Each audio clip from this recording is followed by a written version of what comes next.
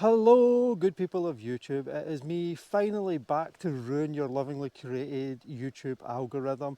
It's been a while since I made one of those videos. Had a whole pile of life changes. I'll witter on about that in a second. And then I'll get on with the Zanskar review, which I will timestamp below. For those that don't want to see me wittering on about why I've not been online for a while. Well, I have been online, mostly been on Instagram. But yeah. I have moved back into the countryside.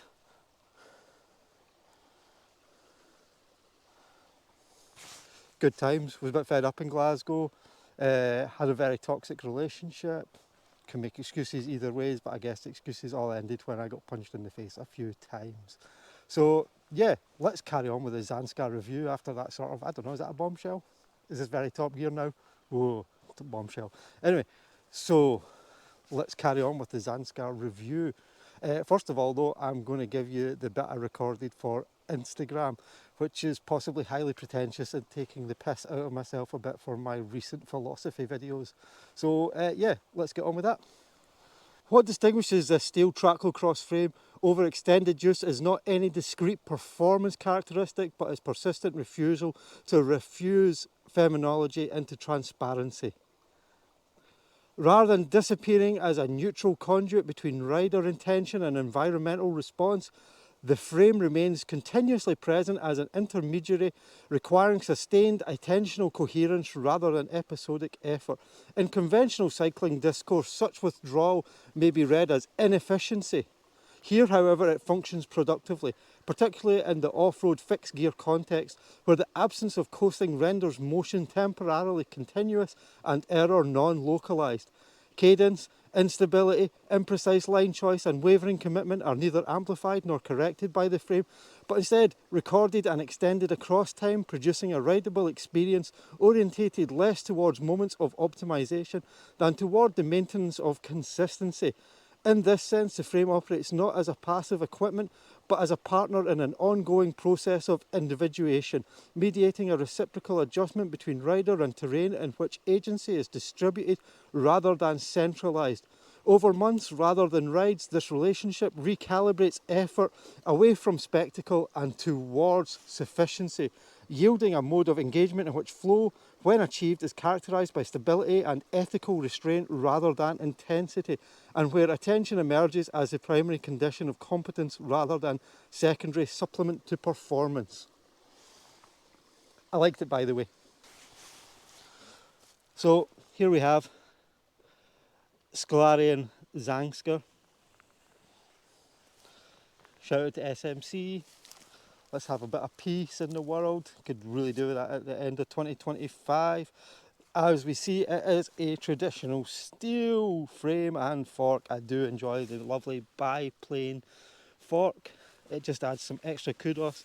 I do have the old Scolarian badge, as I asked for that specifically. I enjoyed the sort of steampunk Albert Einstein kind of vibes. Threadless headset, because if it works, it works. Why change it?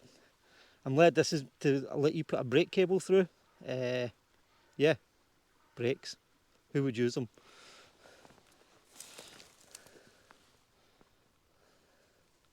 You can even put a brake there if you want. We do have these dropouts. Do enjoy that they machined them so that we don't get too much slip. Lovely rust on my bolts there, showing how much I care about my bike.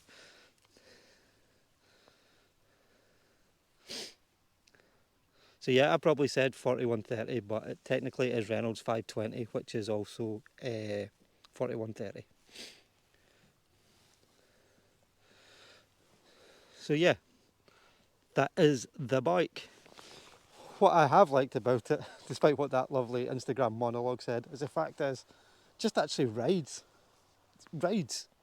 What more do I need? It's like, it's not too track, it's not too hybridy. It just suits tracklocross. It has gone off jumps.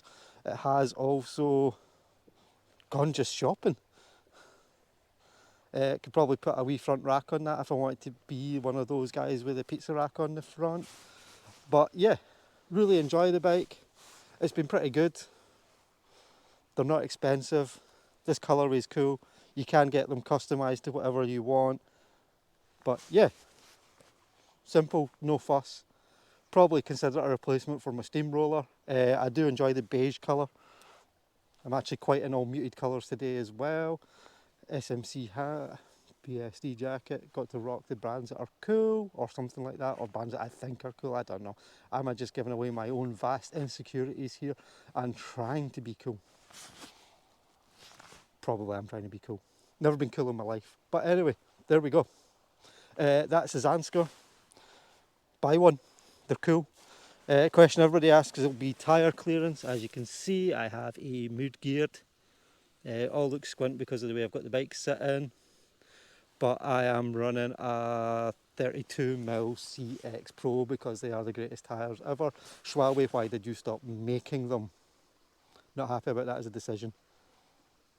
And these tyres are probably coming to the end of their life. They're starting to rubberise, going that lovely shiny way. But you know, that is life. Again, loads of clearance on the back. So it does say you can fit 38s, but I reckon you can get 40s in there easily, especially if you don't run a brake. Buy one. It's going to be good. It's going to last you a while. Consume. Always away. Anyway, this is probably the last video for 2025. Not that there was many videos for 2025. There was more stuff on the blog. Go read the blog. There's some cool stuff on there. Biggest place that Tracklocross is currently trending on my blog is China. Didn't see that coming. But there we go. Maybe they're just trying to hack into me to get into some sort of like spy ring. I don't know. Because obviously I am a deep cover MI6 agent. Anyway, have a good one. Have a good new year when it comes. Go out, be excellent to everybody you meet, and have the best time. Cheers for watching.